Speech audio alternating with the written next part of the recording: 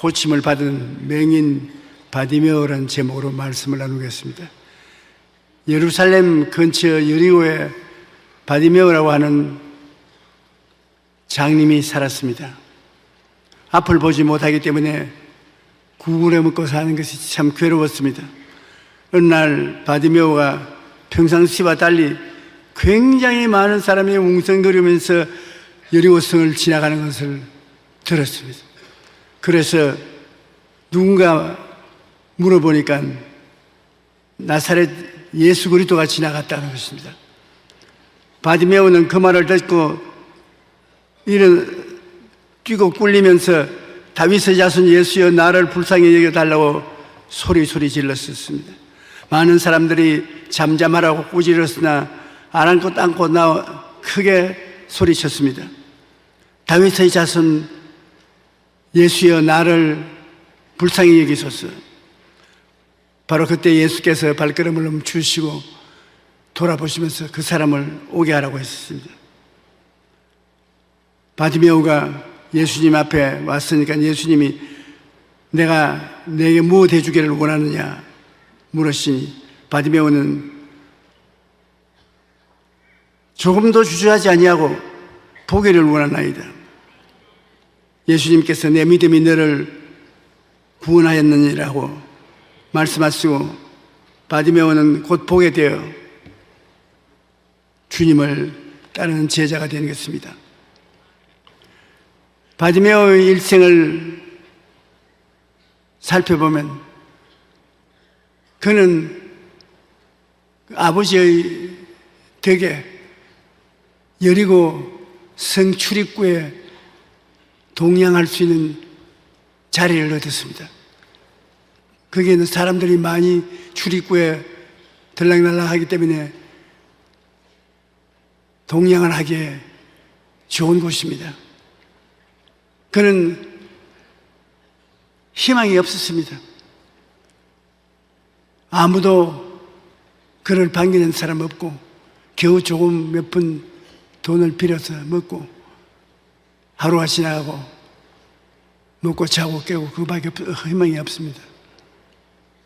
사람이 희망이 없으면 행복하지도 않습니다. 삶에 아무 목적도 없는 것입니다.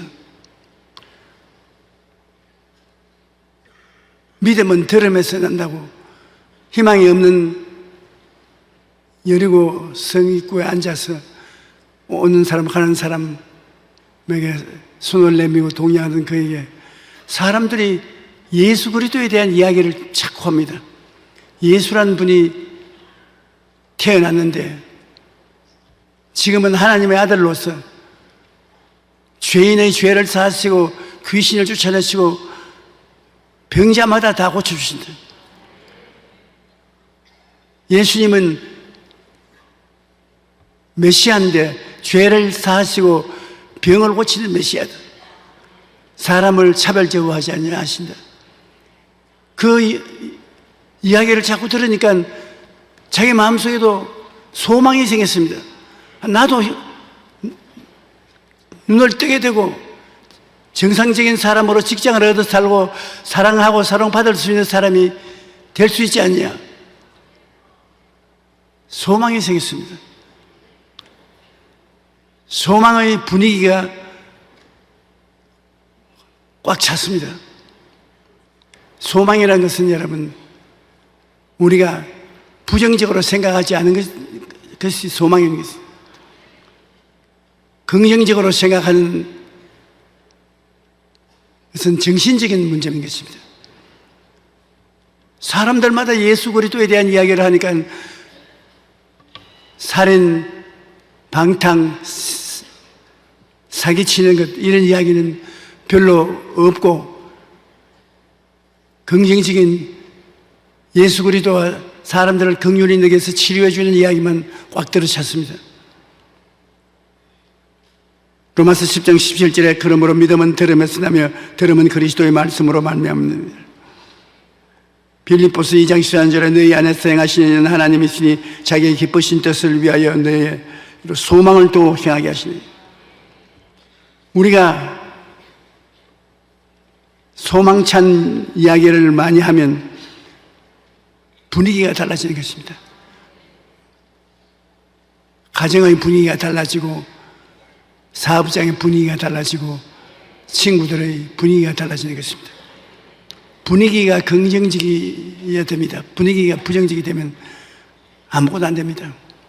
교회에 와서 찬양을 부르고 춤을 추고 하나님께 호함쳐서 기도하고, 교회는 긍정적인 분위기가 충만하게 된 것입니다.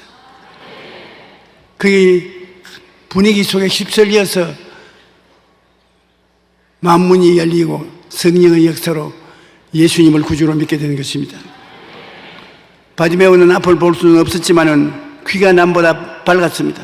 구걸을 하면서 이 사람 저 사람으로부터 많은 소문을 들어 분명히 예수님에 대한 이야기를 알아들었습니다. 어떤 날에는 베데스다 연못가에 있던 38년 된 범죄 병자가 벌떡 일어나서 자리를 들고 나갔다는 이야기도 들었습니다.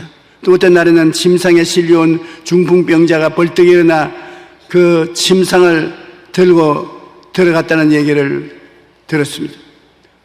놀라운 소문은 계속 들려옵니다. 안진뱅이가 일어났다. 귀머거리가 듣게 되었다.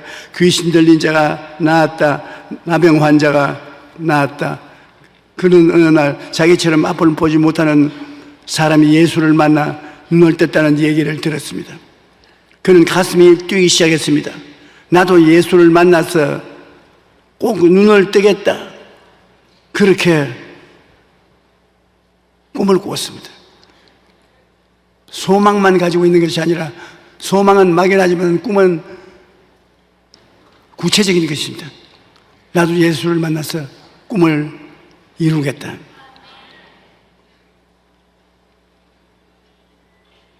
병자들이 나왔던 소문이 들려올 때마다 바디메오의 꿈은 더욱 간절해졌습니다.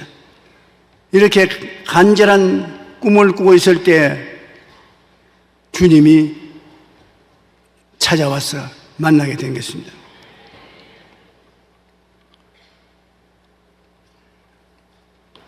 우리가 소망만 가지고 구체적인 꿈을 꾸지 않으면 그릇이 없는 사람과 같은 것입니다. 소망은 목이 말라 물을 마셔야겠다는 소망이 있으면, 꿈은 그릇입니다. 구체적으로 그릇이 있어야 물을 담을 수 있지 않습니까? 많은 목사들 교회 성장에 가면 큰 교회를 세워서 목회를 하겠다는 소망이 있습니다만, 구체적으로 나는 어떻게 해서 큰 교회를 세우겠다는 꿈이 없습니다. 그러므로 꿈이 없는 백성을 망한다고, 꿈이 없이 소망만 가지고 있어서는 세월이 지나가지만 하나님이 도와줄 수가 없습니다. 저는 목회할 때 그렇게 하지 않았습니다. 처음부터 시작해서 300명 꿈을 안고 몸부림을 칩니다. 그 그릇에 하나님이 보내신 영혼이 차지는 것입니다. 그 다음 500명, 그 다음에 1000명, 10,000명, 50,000명, 100,000명, 이렇게 그릇이 있어야 하는 것입니다. 내 입을 넓게 열라 내가 채우라. 입은 내가 열고 채우는 것은 주님이 채우는 것입니다.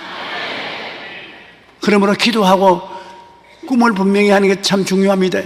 그건 바디메오는 소망을 넘치게 얻어서 소망의 도움으로 마음속에 꿈을 가지기 시작하는 것입니다. 나도 봐야 되겠다. 나도 눈이 열려 봐야 되겠다. 여러분께서 교회에 와서 목사님 설교를 듣고 성경을 읽음으로 소망이 없는 사람은 소망을 가져야 되는 것입니다. 소망이 있는 사람은 할 수 있다, 하면 된다, 해보자 하는 그 소망이니까, 하나님 할 수 있습니다. 일해보십시다. 하나님이 성령으로 젊은이에게는 환상을, 늙은이에게는 꿈을 내어주는 것입니다. 환상과 꿈이 들어오면 하나님이 성령을 보내셔서 그 그릇을 채워주시는 것입니다. 나사렛 예수란 말을 듣고 바디메오는 다윗의 자손 예수여 나를 불쌍히 여기소서 고함을 치니까 얼마나 고함을 치는지 옆에 사람들이 고막이 떨어져 나가는 것 같습니다. 밀치고 야 이놈아 앉아라. 너 같은 장님을 누가 돌봐주겠나. 그래도 안 한 것도 없습니다. 있는 힘을 다해서 고함을 쳤습니다. 다른 사람이야 뭐라고 하든가 자기 꿈이 이루어져야 되기 때문에 응답받는 기도의 비결 중에 하나는 간절한 마음으로 기도하는 것입니다. 한국에 지금 굉장히 교회가 뜨거워진 것은 주여 주여 주여 세 번 부르고 기도하는 것입니다. 기도가 안 나와도 다른 사람이 주여 하니까 따라서 기도해. 주여 주여 주여 해서 뜨거운 기도를 하게 되는 것입니다. 생각으로 기도하는 것은 묵상 기도 좋지만은 정말로 하나님 앞에 강제로 나아가는 간절한 부르짖음의 기도가 굉장히 중요한 것입니다. 여러분 성경에 보면 한나는 아들을 낳지 못해서 자기 남편이 보냈나라는 첩을 구해서 자식을 낳는데 자기는 자식을 못 낳아서 하나님 성전에 와서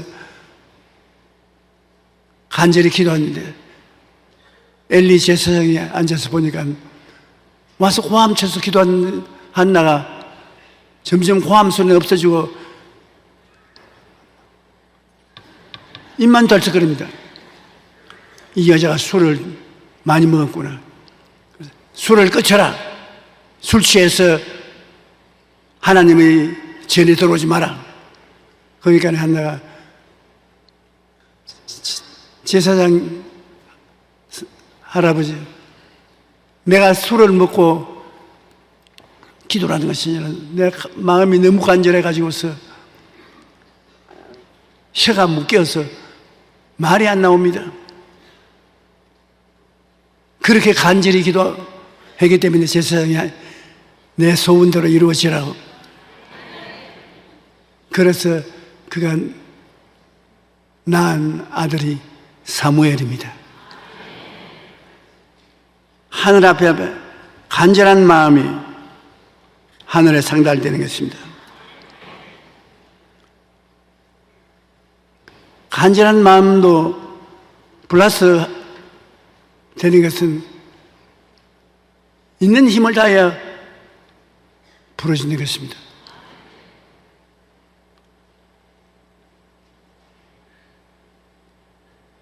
우리가 하나님께 나와서 간절한 마음을 가졌을 때 온 마음의 정성을 다 바치지 못한 때가 많습니다.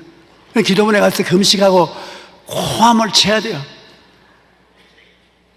하나님께서는 그런 기도를 무시하지 않는 것입니다.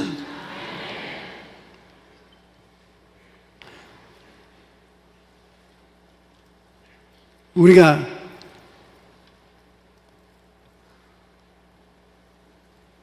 힘을 다해서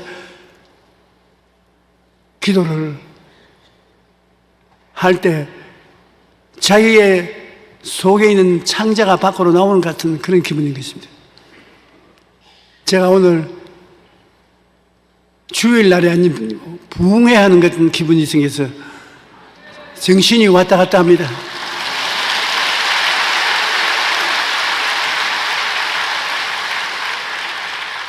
왜냐하면 대만에 집회를 하는데 하나님이 기적이 안 나타나면 큰일이지 않습니까? 젊을 때는 활기차고 힘있게 부흥회를 이끌어 나가는데 이제 나이가 있으니까 기억도 왔다 갔다 하고 기운도 모자라고. 그래서 하나님 죽든지 살든지 흥하든지 망하든지 모르겠으니 자원 기적을 일으켜 달라고 부르시기를 할 거예요.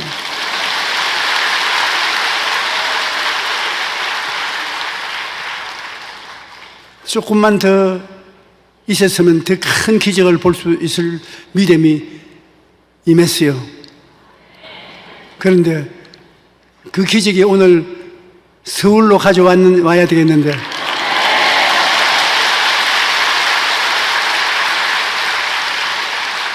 오늘 제가 드럼거리더라도 여러분 귀를 기울여 들어주시기 바랍니다. 우리가 믿음을 보여줘야 되는 것입니다.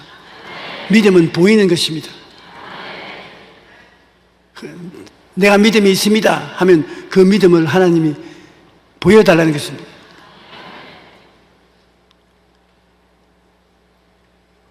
이 바디메오가 자기 믿음을 예수님께 보여준 것은 주님이 오락하니까 겉옷을 벗어서 던져버리고 뛰어간 것입니다. 사람들마다 바디메오야 너 겉옷을 그러나 아랑곳 하지 않고 벌써 던졌습니다. 그 겉옷은 왜 중요하면 길목이 좋은 출입구에서 구걸을 할 수 있는 허락 증서인 것입니다. 정부에서 그 옷을 특징 있는 게 주어서 좋은 자리에서 구걸을 할 수 있는 것입니다. 바디메오는 그 옷이 직자인 것입니다. 그런데 예수님께 나가면 더 이상 구걸하지 않고 산다는 확실한 믿음이 있었기 때문에 그것을 벌써 던져버렸습니다.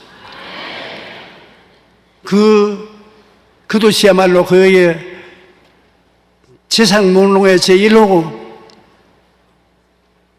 비 오면 우비도 되고 추우면 외투도 되고 잠잘 때는 이불도 되고 그 하나는 그에게 절대적으로 놓을 수 없는 것인데 예수님께 나갈 때 예수님께 나가면 자기 인생이 달라져서 다시 여리고의 출입구에 앉아서 구걸도 하지 않을 것이고 저 구걸 그렁뱅이의 허가 쓰인 저 옷도 입지 않을 것이라 뛰어오니까 모든 사람이 다 놀랐습니다. 그런데 예수님은 그 믿음을 보고 무엇 해주기를 원하냐 보기를 원합니다. 내 믿음이 너를 구원하시니 볼지어다. 눈이 열리고 보게 된 것입니다. 믿음은 하나님 믿음이 있느냐 있느냐 알아보고 축복하는 것입니다. 언제나 주님이 내가 너를 고쳐주다는 말 안 합니다. 내 믿음이 너를 구원하였으니 편안히 가라고 말하는 것입니다. 노아가 방주를 준비할 때 그때는 비를 본 적이 없습니다. 비가 안 내린 시대였습니다. 그런데 하나님께서 노아에게 세상에 홍수를 주겠다고 하니까 곧장 가족들이 홍수를 면할 방주를 만들었습니다. 하나님 보니까 정말 하나님 말씀만 믿고 홍수를 본 적도 없는데 그 방주를 만들어서 홍수가 왔을 때는 그 방주에 피신해서 살 수 있었던 것입니다. 나의 의인은 믿음으로 말미암아 살리라. 또한 뒤로 물러가면 내 마음이 그를 기뻐하지 아니하리라.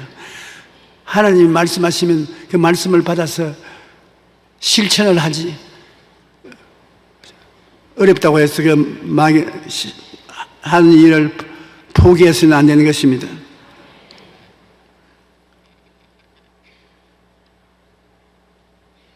희망 속에서 꿈을 가지고 일어나서 믿음으로 주님께 나오면 주님은 그 믿음을 보여주기를 원하는 것입니다. 무엇을 해주기를 원하냐. 그래서 그 믿음을 보여줘야 돼요. 아브라함이 하나님을 믿느냐 믿지 않느냐 그것이 정하기 위해서 아브라함아 너 아들 이삭을 모리아산에 제물로 드리라. 보통 사람 같으면 하나님이 약속해서 준 아들을 제물로 드리려면 어떻게 하는 것입니까? 못하겠습니다. 그렇게 할 것입니다. 그러나 아브라함은 두말하지 않고 아들을 데리고 3일 길을 걸어서 모리아산에 가서 장작을 펼쳐놓고 그를 묶어 장작불에 얹어 칼로서 목을 따려고 하는데, 왜 그러냐면 하나님이 기도 응답을 주실 때 내 자식은 이삭이 내 자식이 될 것이라고 말했으므로, 일단 하나님 믿음으로 받았으므로 죽여도 또 살려놓을 거라는 것을 믿었던 것입니다. 하나님이 축복해 주신 아들을 제물로 드리면 하나님이 또다시 잿더미 속에서 일으킬 것을 믿었기 때문에 스슴치 아니하고 그걸 제물로 드리려고 한 것입니다. 하나님께서 그 아들에게 손대지 마라. 네가 이와 같이 믿음으로 하나님의 뜻을 따른 즉 네가 하나님을 정말 사랑하는 줄 내가 알겠다고 해서 하나님이 그렇게 큰 축복을 주었던 것입니다.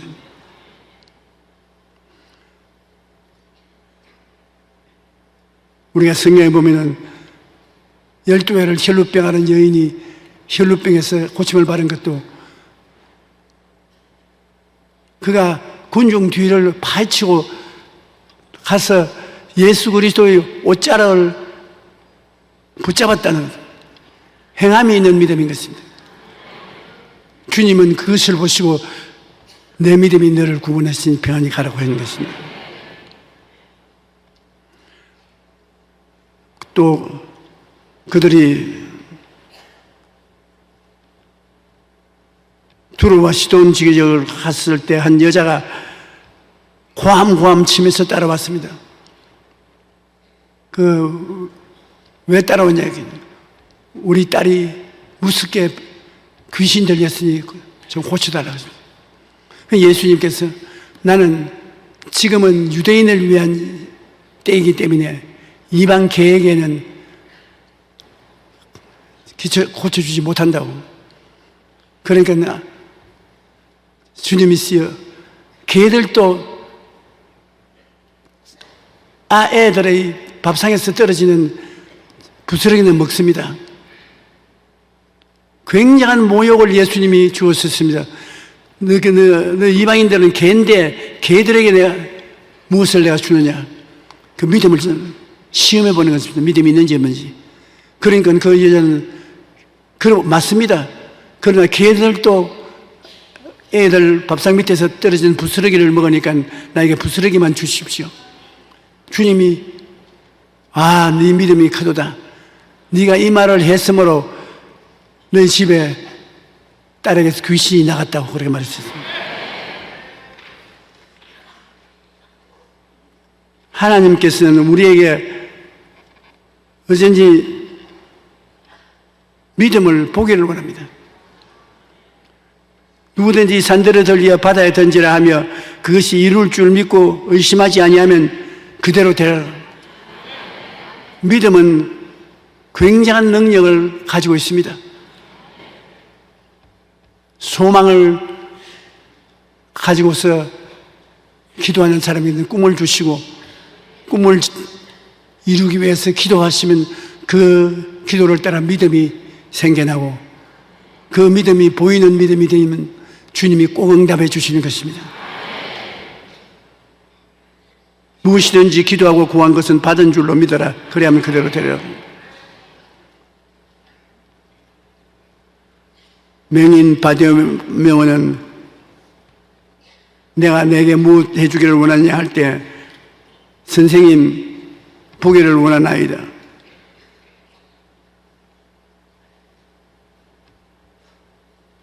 주님께서 그 행함이 있는 믿음을 보고 고쳐주었고, 예수님이 한번 집에 들어갔는데 맹인들이 집에 따라 들어왔습니다.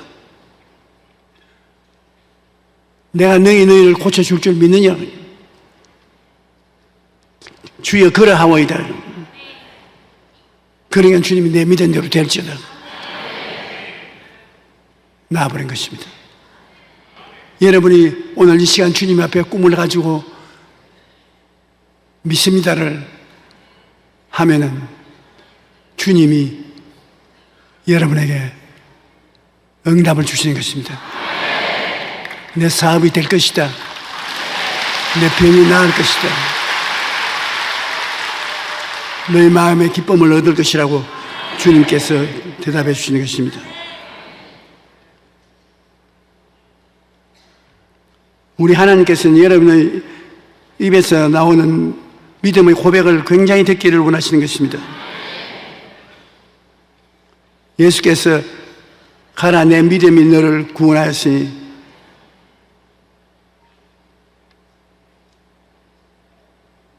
보람은 눈이 생기고 서람은 다리가 생겨나고 죽은 자도 일어나라면 일어났는 것입니다. 저와는 우리가 하나님 앞에서 소망을 가지고 구체적인 꿈을 꾸고 기도해서 믿음을 가지고 있으면 사람이 상상할 수 없는 기적의 역사가 생겨나는 것입니다.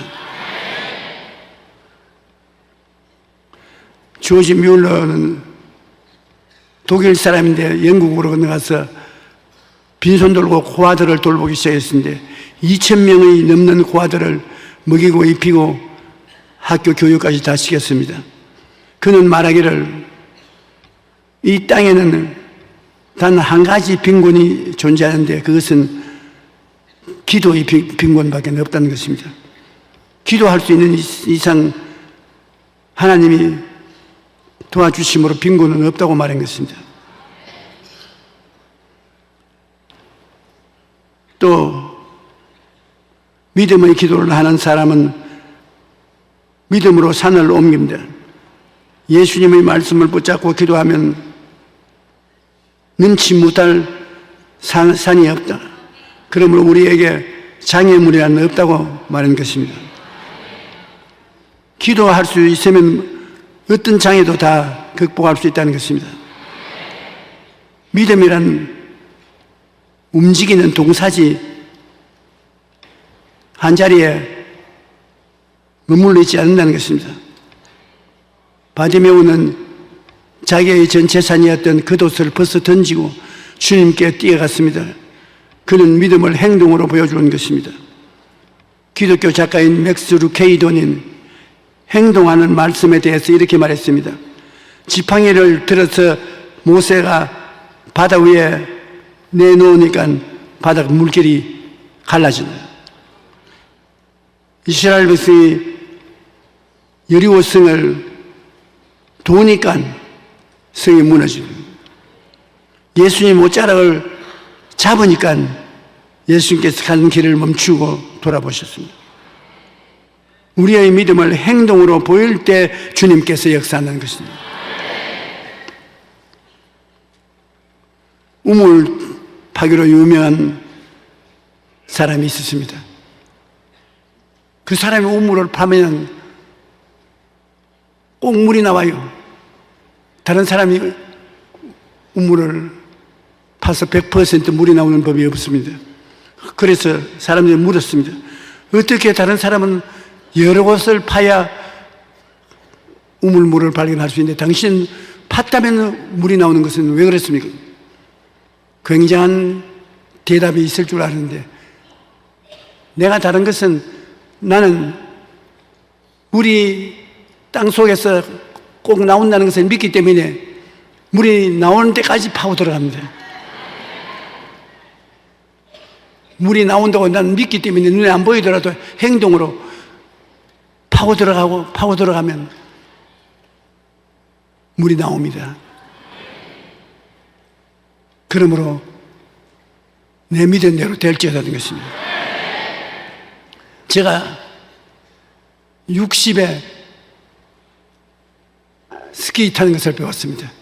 그런데 날 따라 같이 여행하는 사람들은 우리 지구상의 산 높은 꼭대기 스키장은 그런데 저는 왜 안 부러졌냐면 지금 믿음으로 스키를 탔기 때문이에요. 안 부러졌습니다.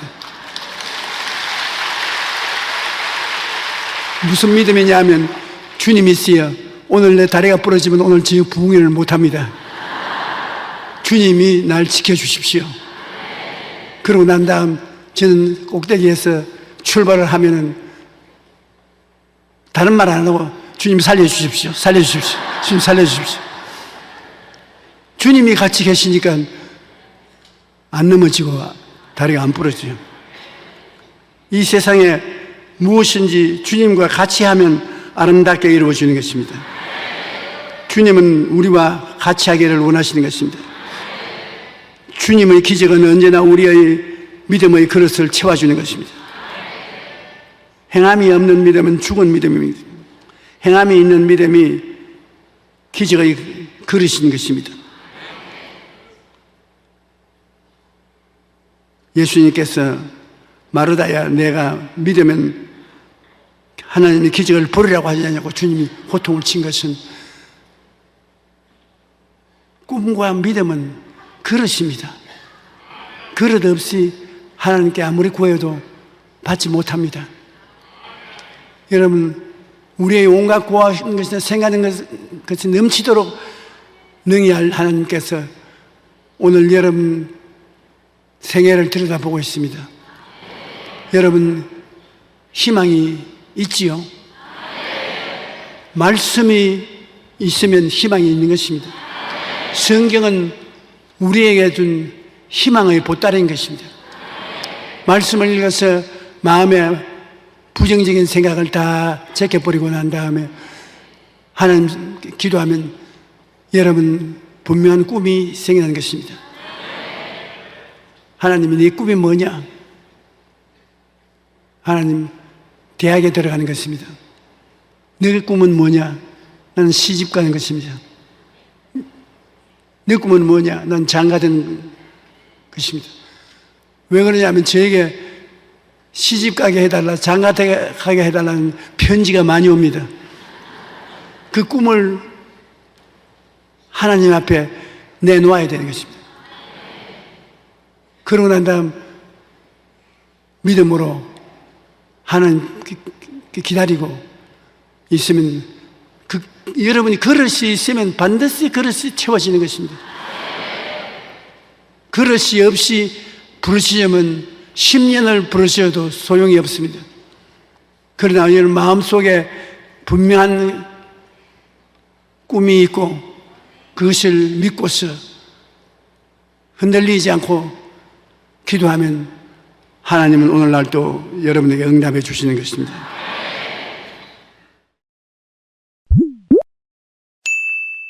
오늘 저는 제일 무서운 적은 스트레스이다, 이 제목으로 은혜를 나누고자 합니다. 오늘 인간이 당하는 치명적인 병, 즉 각종 암, 뇌졸중, 심근경색, 가지가지 소화기관의 병들이 스트레스에 의한 것이라고 의사들은 말합니다. 우리들이 앓는 병의 70% 이상이 스트레스로 말미암아 생긴다고 합니다. 그런데 우리는 성경을 읽어보면 스트레스에 걸려 암 등 다양한 병에 걸려 죽은 사람을 한 사람도 볼 수가 없습니다. 희한하게 성경의 족보를 읽어보면 다 운명대로 살았습니다. 스트레스라는 말은 한 물체에 가해지는 압력이나 물리적 힘을 가리키는 의미로 원래 물리학에서 처음 사용되었습니다. 제가 공업학교에 기계과에 들어갔을 때 제일 먼저 배운 것이 스트레스 스트레인 엘롱게이션 다이어그램이라고 해서 물체에 압력을 가해서 그것이 견디는 한계점을 다이어그램으로 그린 것을 공부한 기억이 납니다. 그런데 이것이 의학적으로 사용되면 스트레스란 몸에 해로운 정신적, 육체적 자극이 가해졌을 때 그 살아있는 몸이 나타나는 반응을 말합니다. 압력이 다가옵니다. 정신적인 압력, 환경적인 압력, 이런 압력이 다가오면 그것을 우리 몸이 견디내는 한계점을 스트레스로 말합니다. 우리나라의 한 연구에 의하면 내과계 입원 환자의 약 71%가 스트레스로 인해 발병하거나 악화되는 질환을 가지고 있다고 말합니다. 스트레스는 신경내분비계의 변화를 일으키고 자율신경계의 이상, 면역력 저하 등을 일으켜 대부분 나쁜 질환에 영향을 미친다고 합니다. 스트레스가 계속 쌓이면 사람들은 우선 피로감이나 불면증이나 수면 과다, 식욕 저하 등 두통, 가슴 답답한 등의 신체 증상을 나타냅니다. 또한 불안, 우울, 짜증, 집중력 저하, 의욕 저하와 같은 정신적인 증상들이 나타나 이러한 현상이 심해지면 사회생활에 적지 않는 지장을 받게 되는 것입니다. 이처럼 오늘날 인간이 당하는 치명적인 병들은 거의 대부분이 스트레스에 의한 것입니다. 그러나 성경에는 스트레스로 인해 가지각색의 병에 걸려 죽었다는 기록을 찾아볼 수가 없습니다. 제가 스트레스에 관한 설교를 하려고 성경에 스트레스로 모범적으로 죽은 우리 선조가 있는가 아무리 찾아봐도 다 자기 명대로 살았지 스트레스에 걸려 병들어 죽은 사람이 아무것도 없어요. 암이 걸렸다, 관절염이 걸렸다, 폐병이 걸렸다, 병이 걸려서 죽은 사람이 한 분도 없습니다. 그러니 성경에 있는 우리 조상들은 새 스트레스를 받지 않았다는 것을 말하는 것입니다. 왜 스트레스에 걸립니까? 그냥 살면 되었지 왜 스트레스는 왜 걸려요? 우리가 살면서 여러 가지 어려운 시련과 환난과 고통을 당합니다. 그게 과도히 두려워하고 낙심할 때 그것이 우리에게 스트레스가 됩니다. 그러므로 예수님을 잘 믿고 기도를 많이 하는 사람은 상당히 스트레스를 견뎌낼 수 있습니다. 그러나 신앙이 없고 하나님을 의지하지 않으면 인간의 힘으로는 받침의 때 힘이 약해서 무게가 누르면 찌부러지고 마는 것입니다. 욥기 3장 25절에 보면 욥이 환경에 시련을 겪어서 재산 다 잃어버리고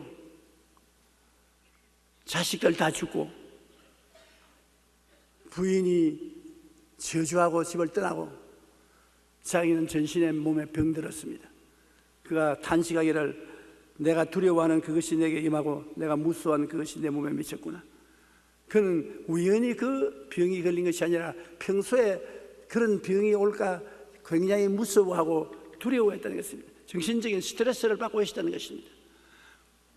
왜 그런 스트레스를 받았는지 알지 못하겠지만 벌써 욥은 그런 굉장한 스트레스를 받고 있었는데 그것이 자기 생활 속에 그대로 이루어졌다고 말하는 것입니다.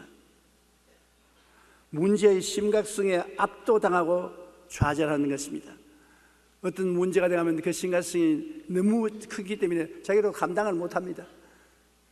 자기로서 도저히 그 어려운 염려, 근심, 불안, 초조, 절망 감당하지 못하니 그로 말미암아 쓰러지는 것입니다.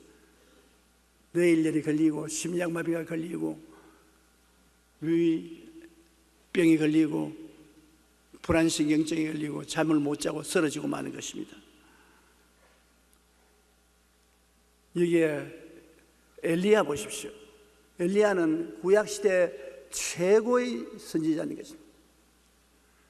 하나님이 불수레를 태워서 죽지 않고 하늘에 데리고 갈 정도의 위대한 인물이었습니다. 그런 엘리야도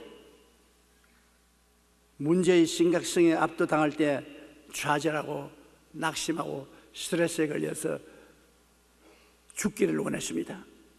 엘리야가 보통 사람 같았으면 자살했을 것입니다. 엘리야는 바알의 선지자 450명 그들과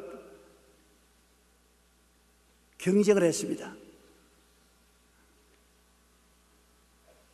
바알의 선지자들이 이스라엘 백성들에게 바알을 신봉하게 함으로 야훼를 배반하고 반역함으로 하나님께서 진노하사 3년 6개월 동안 비가 오지 않게 했습니다. 그래서 이스라엘은 완전히 가뭄으로 불탈 정도가 된 것입니다. 그래서 바알이 왕성할 때 하나님의 종 엘리야가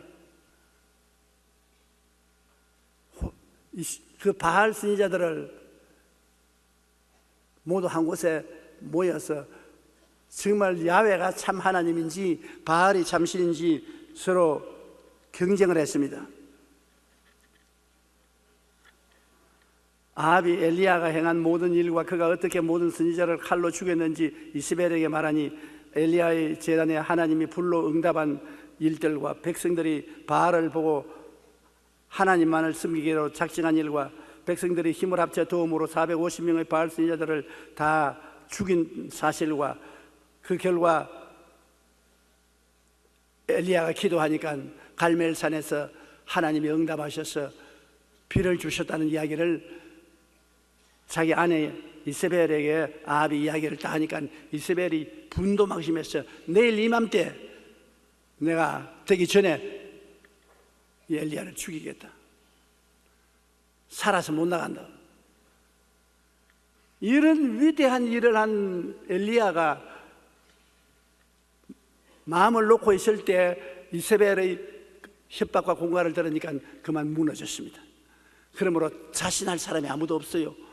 마음의 긴장을 놓고 있을 때 갑자기 굉장한 협박과 공갈을 당하니까 엘리야가 그 협박과 공갈에 견디지 못하고 일어나서 도망을 치고 거기에서 종을 두고 하루길을 걸어서 더 깊은 광야로 들어가서 로렌나무 밑에 앉아서 죽기를 원했습니다. 이세벨이 사신을 엘리야에게 보내어 이르되 내가 내일 이맘때에는 반드시 내 생명을 저 사람들 중 한 사람의 생명과 같게 하리라. 그렇게 하지 아니하면 신들이 내게 벌 위에 벌을 내림이 마땅하니라 한지라. 이 말을 듣고 무서워하고 두려워했습니다. 무서움과 두려움은 우리의 마음속에 굉장한 스트레스가 되는 것입니다. 엘리야 같은 위대한 사람도 심한 스트레스를 당하니까 죽기를 원했었습니다. 근데 우리같이 평범한 사람이야 스트레스 당하면 살 희망이 다 없어지고 자살하려고 하는 사람들이 생기는 것은 당연한 이치인 것입니다. 우리 오늘날 인생이 경험하는데 가장 참기 어려운 것이 스트레스인 것입니다. 스트레스는 우리의 모든 희망과 용기를 다 빼앗아가고 마는 것입니다. 좌절하고 절망하게 만드는 것입니다. 사람들은 자신에게 어떤 문제가 발생하면 그 문제의 심각성에 압도당하고 좌절합니다. 이로 인해 사람들은 스트레스에 걸려 육체적, 정신적 고통을 당하게 됩니다. 이러한 스트레스가 지속되면 사람들은 자신의 생명조차 끊어버리려는 큰 위기를 맞게 되는 것입니다.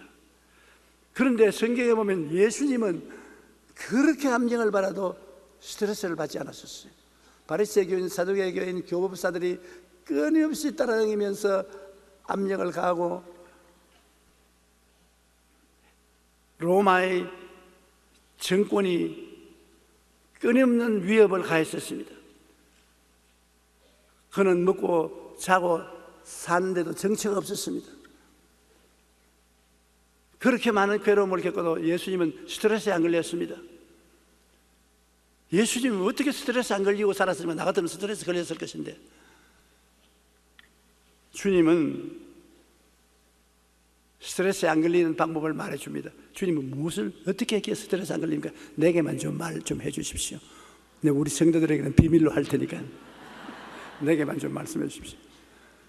아마 주님이 싱긋이 웃으면서 말할 것입니다. 욕심이 없으면 스트레스에 안 걸린다? 아니, 주님 그렇게 간단합니까? 간단하다. 욕심이 있으니까 스트레스에 걸리지 욕심이 없으면 결코 스트레스에 걸리지 않는다. 야고보서 1장 14절로 15절에 오직 각 사람이 시험을 받는 것은 자기 욕심에 끌려 미혹됨이니 욕심이 잉태한 즉 죄를 낳고 죄가 장사한 즉 사망을 낳느니라. 지위, 명예, 권세, 돈 무엇이니 내가 가지고 있는 것이 빼앗기면 어떻게 하느냐? 나보다 더 강한 자가 와서 나를 밀쳐내면 어떻게 할 것이냐. 마음에 욕심이 생기면 그것을 얻기 위하여, 그것을 지키기 위하여 마음에 부담을 느끼고 스트레스를 느끼게 되는 것입니다. 디모데전서 6장 9절에 부하려 하는 자들은 시험과 올무와 여러 가지 어리석고 해로운 욕심에 떨어지나니 곧 사람으로 파멸과 멸망에 빠지게 하느니라.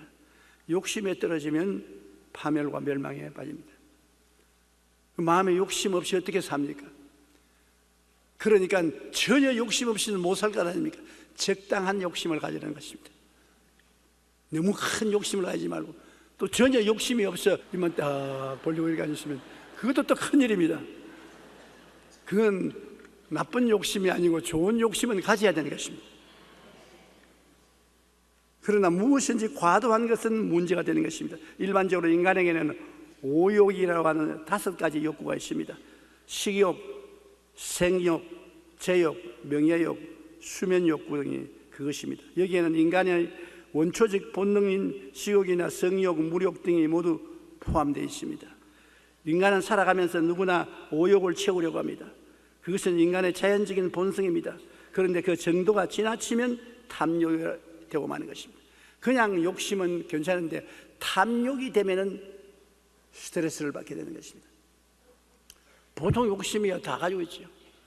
그러나 탐심이 들어오면 탐욕이 되는 것입니다. 그러면 나쁘게 됩니다. 마음을 비우고 욕심을 버리며 주어진 것에 감사하면 기쁨과 평안뿐 스트레스에 걸리지 않는다고 한 것입니다. 미국의 미시간 대학교의 스테파나 브라운 박사는 인간의 욕심과 수명에 관해 연구를 했습니다. 연구 결과에 의하면 욕심이 많은 사람들의 사망률이 욕심이 적은 사람의 사망률보다 거의 3배 더 많은 것으로 나타났습니다. 욕심이 적은 사람은 평안하게 있으니까는 오양육부가 긴장하지 않지요. 그런데 욕심이 많은 사람은 오양육부가 다 눌려서 잠도 못 자고 고통을 당하니까 빨리 죽을 것은 당연히 있는 것입니다. 욕심 많은 사람에게 시집도 가지 말고 장가도 가지 마세요. 빨리 죽습니다. 록펠러는 53세가 되었을 때 특이한 소화불량성 질병을 앓았습니다. 인류 역사 가운데 록펠러만큼 큰 부자는 아직까지 생기지 않았습니다. 록펠러는 인류 역사상 가장 큰 부자가 된 사람이었습니다. 그러나 그가 53세에 특이한 소화불량성 질병을 앓았는데 이 때문에 머리카락은 말할 것도 없고 눈썹과 속눈썹까지 다 빠져버렸습니다. 의사는 그의 병은 늘 극도의 긴장된 생활에서 비롯된 스트레스가 주요인으로 1년을 넘기기가 어렵다고 말을 했습니다. 그 후 록펠러는 마음에 욕심을 버리기로 작정했습니다. 그리고 온전한 11조와 감사의 생활로 철저하게 하나님 중심의 삶을 살았습니다. 그는 교회를 무려 4,928개나 건축했습니다. 시카고 대학 등 종합대학과 단과대학을 각각 12개씩 지으며 사회에 기부하는 모범을 보였습니다. 그는 1년밖에 살지 못한다는 선언을 받았지만 욕심을 버리고 하나님께 헌신해 98세까지 건강하게 살다가 갔었습니다.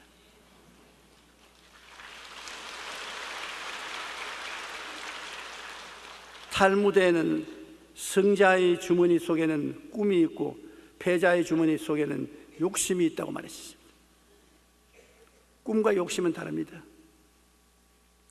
과도한 욕심으로 인한 스트레스는 몸과 마음을 병들게 하지만 마음의 욕심을 버리고 자신이 가진 것으로 이웃에게 나누어 주고 베풀 때 건강뿐만 아니라 더욱 풍성한 은혜와 축복의 삶을 살 수 있게 되는 것입니다.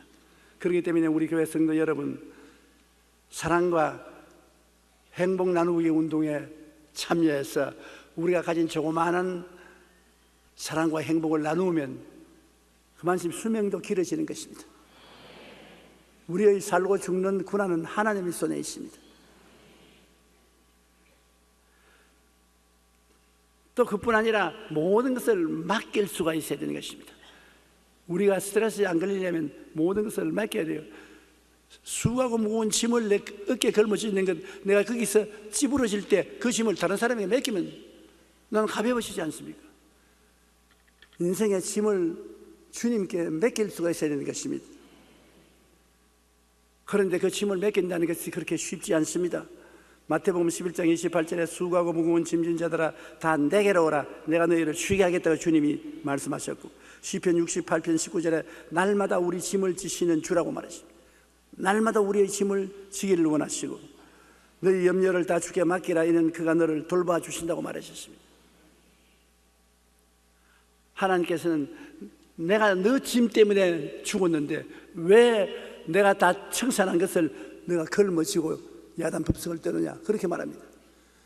그러니 여러분과 나의 수고하고 무거운 짐은 2000년 전에 주님이 십자가에서 다 청산해버린 것입니다. 그런데 우리가 안 믿거든. 그거를 믿고 주님께 우리 짐을 맡기지를 못합니다.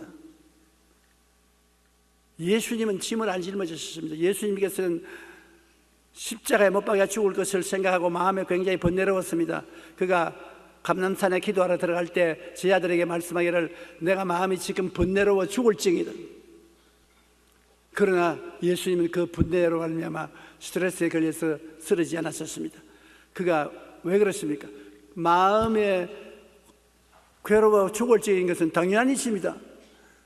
십자가에 못 박아 죽을 것을 번이 알고 있으면서 나 십자가에 못 박아 죽는다. 그건 정신이 이상자지 보통 사람은 아닙니다. 보통 사람은 다 십자가에 못 박아 죽을 그 고통을 마음속에 느낍니다. 미리 알고 있으니까. 현명한 사람일수록 더 뼈저리게 느낍니다. 난 십자가에 못 박아 죽을 것이다. 그가 하나님 앞에 꿇어 엎드려 하나님이여 할 수만 있거든 이 잔을 내게서 옮기시옵소서. 그러나 내 뜻대로 마옵시고 주님 뜻대로 하시옵소서. 그게 비결인 것입니다. 내 뜻대로 마옵시고 아버지 뜻대로 하옵소서. 무엇이 내 고집대로 끝까지 하려면 스트레스에 걸립니다. 내가 면하면 좋겠는데 아버지가 면하는 것이 뜻이 아니면 아버지 뜻대로 하시옵소서. 그래서 짐을 아버지께 맡겨버리지. 스트레스가 왔지만은 아버지로 전달해버리고 말하는 것입니다. 아버지가 네가 십자가에 못 박혀 죽는 것이 내 뜻이라 좋습니다. 받아들이는 것입니다. 우리가 문제를 받아들이면 스트레스에 걸리지 않습니다. 그 운명에 대한 저항을 하고 그것을 벗어나려고 하고 그것을 이기려고 하니까 마음의 스트레스에 걸리는 것입니다. 그러므로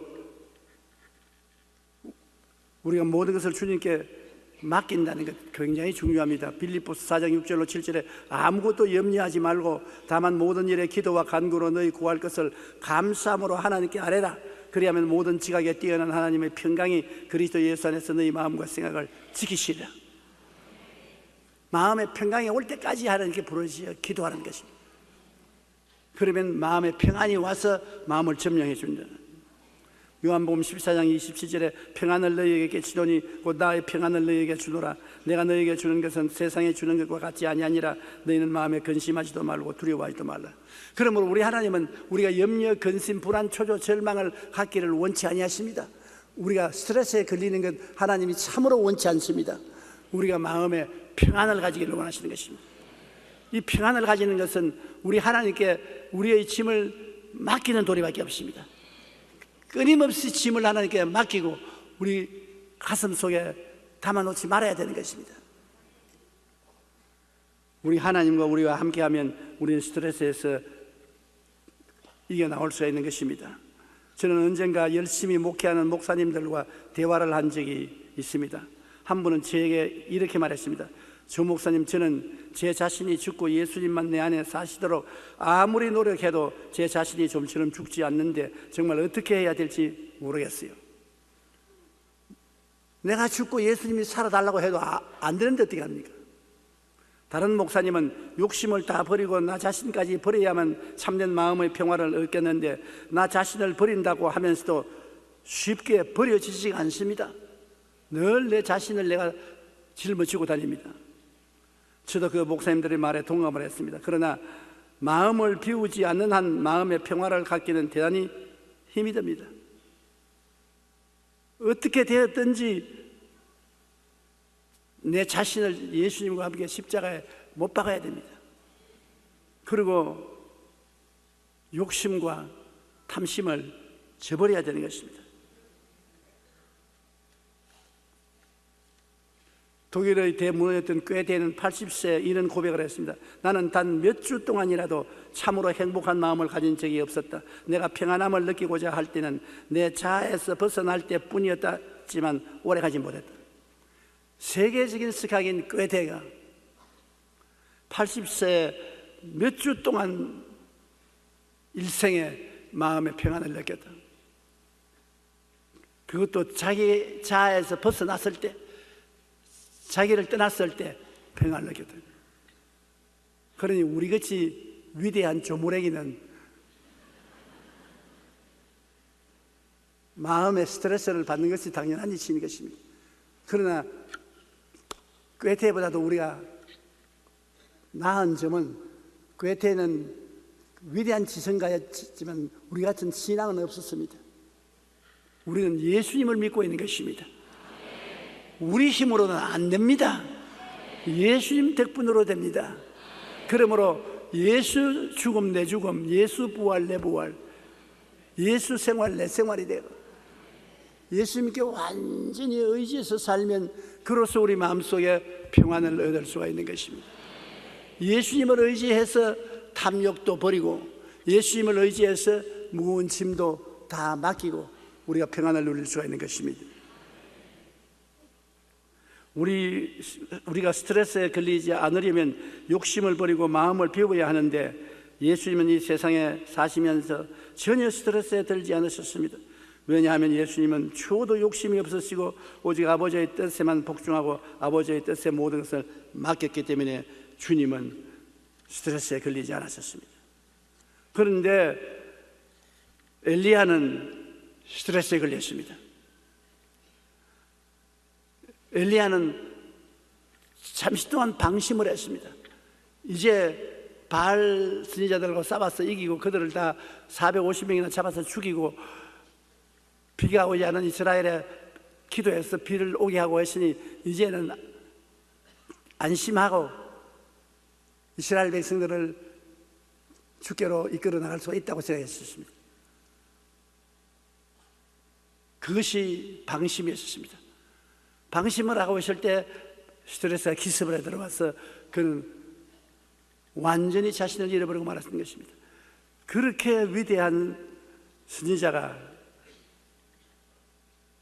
아무도 만나지 아니하고 광야로 도망을 쳐서 오르다나무 밑에 들어누워서 죽기를 원했습니다. 요사이 말하면 자살하기를 원했습니다. 주님, 이만하면 되었으니 나 생명 거두어 주시옵소서.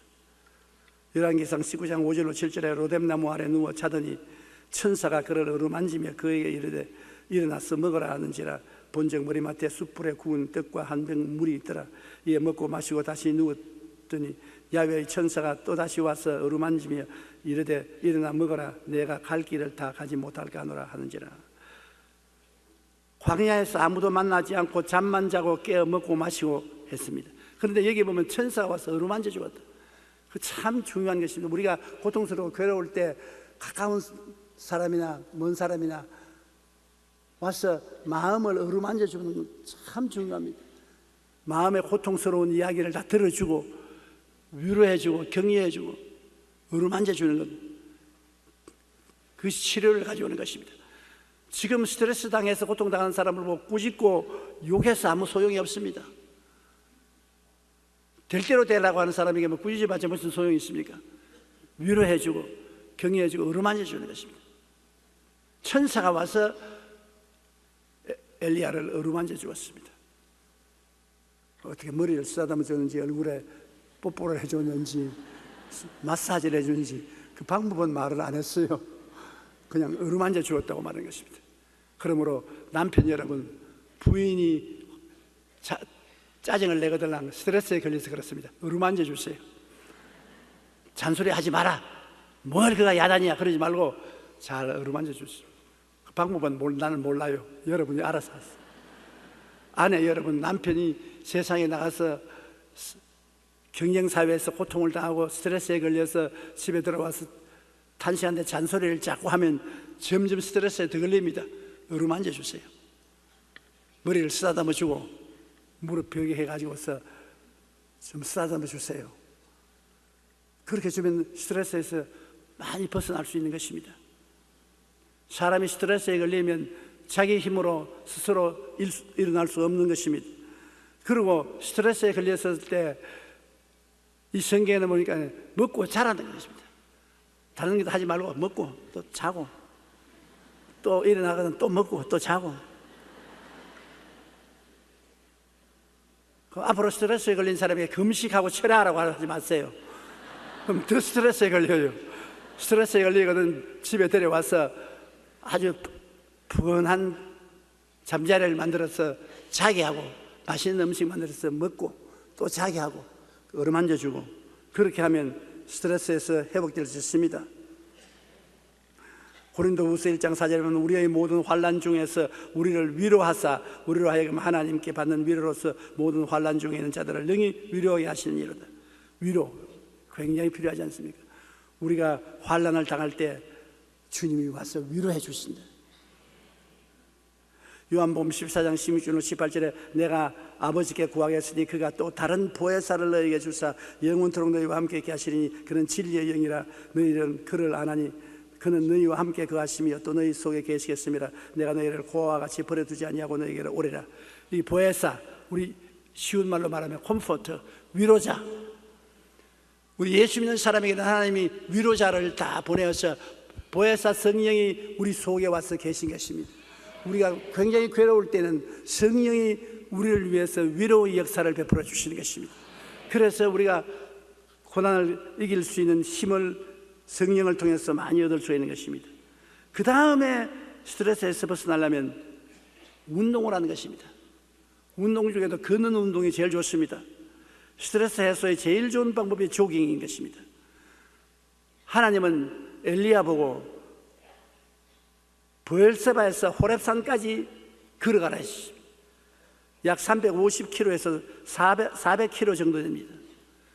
그 길을 걸어가라, 조깅하라, 뛰든지 그냥 걸어가든지 자원 다리로 걸어가라는 것입니다. 운동 중에 제일 좋은 운동이 걸어가는 것입니다. 그러면 뇌가 활성화되고 온몸에 혈액순환이 잘 되어서 스트레스가 사라지고 피로가 없어지고 건강해지는 것입니다. 그러므로 걷는 것이 참 좋습니다. 요사이 스트레스에 너무 걸린 이유는 많이 차 타고 다니기 어졌습니다. 너무 타고 다니고 걷지 않기 때문에 스트레스에 걸리는 것입니다.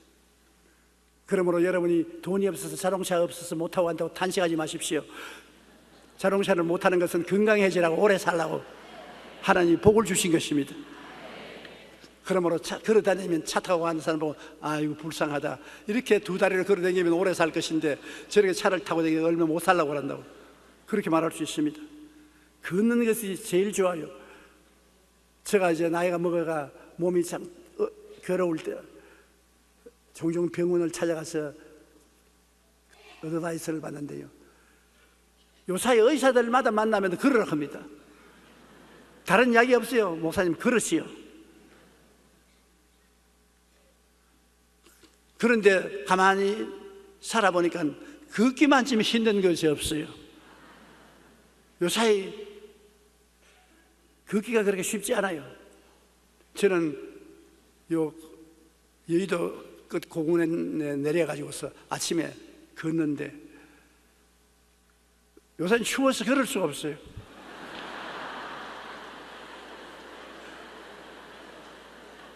그러니 걸을 정도로 따뜻해지기를 기다리니까 한겨울 다가고 맙니다. 걸을 여가가 없어요. 그러나 하나님도 스트레스에 걸리고 우울증에 걸린 엘리야에게 운동을 하라고 그랬습니다. 골프 치라고 말 안 했어요. 너 가서 골프 쳐라. 수영해라. 철봉해라. 그러지 않으시고 누구든지 돈 안 들이고도 할 수 있는 걷는 운동을 하라는 것입니다. 그러므로 우리도 할 수만 있으면 걸읍시다. 열왕기상 19장 8절에 보면 이에 일어나 먹고 마시고 그 음식물의 힘을 의지하여 40주 40야를 가서 하나님 산 호렙에 이르니라. 40주 40야를 한 달 열흘을 걷고 나니까 스트레스 다 날아가 버렸어요. 한 달 열흘만 걸으면 문제가 해결되는 것입니다. 잠언서 17장 22절에 마음의 즐거움은 양약이라도 심령의 근심은 뼈를 마르게 하느니라. 뼈를 마르게 하는데 걸으면 마음이 즐거워집니다. 걸으면서 마음의 짐이 사라지고 즐거워지니까 양약이 되어서 영적으로 육신적으로 병이 다 없어지고 마는 것입니다. 산책이나 운동을 하는 것은 건강에 매우 좋습니다. 우리가 걸으면 뇌세포가 활성화되고 혈액순환이 잘 되어 건강에 좋아진다고 합니다. 하루에 13,000보를 걸으면 지방이 연소되고 혈액순환이 활성화되어 마음이 상쾌해지고 즐거워집니다. 마음이 즐거우면 우리 몸에서 그 어떤 세균도 막아낼 수 있는 호르몬이 분비되어 스트레스와 병으로부터 치료함을 받게 되는 것입니다. 많은 사람들이 이러한 걷기나 조깅으로 체력을 유지하고 건강을 지켜왔습니다. 12,000보 내지 13,000보. 여러분께서 마음에 결심을 하고 걸으십시오. 여러분이 걸으면 저도 따라 걷겠습니다. 여러분이 안 걷기 때문에 제가 안 따라 걷죠. 우리 새해에는 걷는 운동을 많이 서로 격려해서 하십시다. 빌리그레햄 목사님도 늘 조깅으로 건강을 유지한다고 말하셨습니다. 과거 루즈벨트 대통령이나 역대 미국 대통령을 보면 걷기나 달리기를 해서 신체 건강을 유지했다고 말하고 있는 것입니다. 동의보감에 보면 건강을 위해서는 3보가 있어야 한다고 합니다. 식보, 약보, 행보인데 식보란 밥을 잘 먹는 것이고 약보는 보약을 적당히 먹는 것이고 행보는 많이 걷는 것을 말합니다. 밥도 잘 먹고 보약도 가끔 먹고 많이 걸으면 우리가 건강을 유지할 수가 있는 것입니다. 이처럼 산책이나 조깅을 하는 것은 심신의 피로를 풀고 마음을 상쾌하게 하여 스트레스를 해소할 수 있는 좋은 방법이 되는 것입니다. 그래서 하나님이 산 호렙에 가서 굴 속에 들어가서 엘리야는 영적으로 회복했습니다.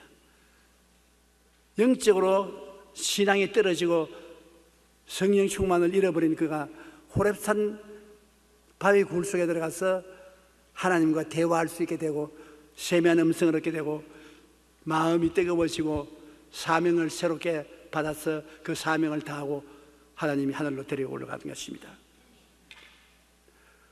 우리가 스트레스에서 해방되는 최후의 방법은 기도하는 것입니다. 신령한 은혜를 회복하는 것입니다. 성령을 충만히 받는 것입니다. 먹고 자고 그 다음에는 조깅하고 걷고 그 다음에는 오살리 기도원에 들어가서 기도해서 성령 충만 받고 하나님의 미세한 음성을 들으면 스트레스 굿바이, 완전히 스트레스에 해방될 수 있는 것입니다. 하나님의 음성이 마음에 들려올 정도로 하나님의 은혜를 받으면 스트레스가 그게 붙어 있을 수가 없는 것입니다. 엘리야는 하나님의 음성을 듣고 하나님의 소명을 마지막 받아서 그 소명을 실천하고 난 다음에 하나님이 엘리야를 회오리 바람을 통해서 하늘로 데리고 올라가 버리셨습니다. 우리는 뭐 살아서 하늘에 못 올라갈지라도 죽으라서라도 올라가면 그뿐입니다. 하늘은 똑같은 하늘이니까. 우리가 천국 갈 수 있다는 것은 마음에 큰 위로가 됩니다. 여러분, 우리가 언제 죽더라도 우리는 갈 곳이 있다. 삶의 목표가 있다는 것이 얼마나 좋은지 모릅니다. 삶의 목표가 없는 사람은 나이를 먹어갈수록 방황하고 허덕이는 것입니다. 허무와 무의미에 고통당하는 것입니다. 그러나 우리는 살아갈수록 우리의 목적지가 분명함으로 허무와 무의미에 시달리지 않습니다. 언제 죽더라도 겁은 좀 나지만은 그러나 천당 가는 겁니다. 생수한 곳에 가는데 겁이 안 날 때가 있어요. 그런 걱정할 것 없습니다. 예수님께서 너는 마음에 근심하지 말라. 하나님은 또 나를 믿어라. 내 아버지 집에 있을 곳이 많다고 말씀하셨어요. 주님이 오셔서 우리 손잡고 갈 테이니 두려워할 것 없는 것입니다. 여러분 모두 다 하나님의 백성으로 이 세상에서 스트레스를 이기고 궁극적으로 천국에 가서 하나님의 영광을 누리는 하나님의 자녀 되기를 주님 이름으로 축원합니다. 우리가 성경에 보면 엘리야와 엘리사가 길을 가며 말할 때 불수레와 불말들이 두 사람을 갈라놓고 엘리야가 해오리 바람을 타고 하늘로 올라갔다고 말하고 있는 것입니다. 오늘날 세계는 스트레스 공장입니다. 끝없는 경쟁과 긴장, 불안, 공포, 낙심 등, 그러니 스트레스를 피해서 살아갈 도리가 없습니다. 그러나 주 예수님 삶을 따르면 모든 스트레스에서 벗어날 수 있습니다. 성경에는 이렇게 말하고 있습니다. 오직 야훼를 앙망하는 자는 새 힘을 얻으리니 독수리가 날개치며 올라감과 될 것이요 다른 박질라 해도 곤비치 아니하겠고 걸어가도 피곤하지 아니하리로다. 달려갈지라도, 세상의 일에 쫓겨서 달려갈지라도 곤비하지 아니하며 스트레스에 걸리지 아니하고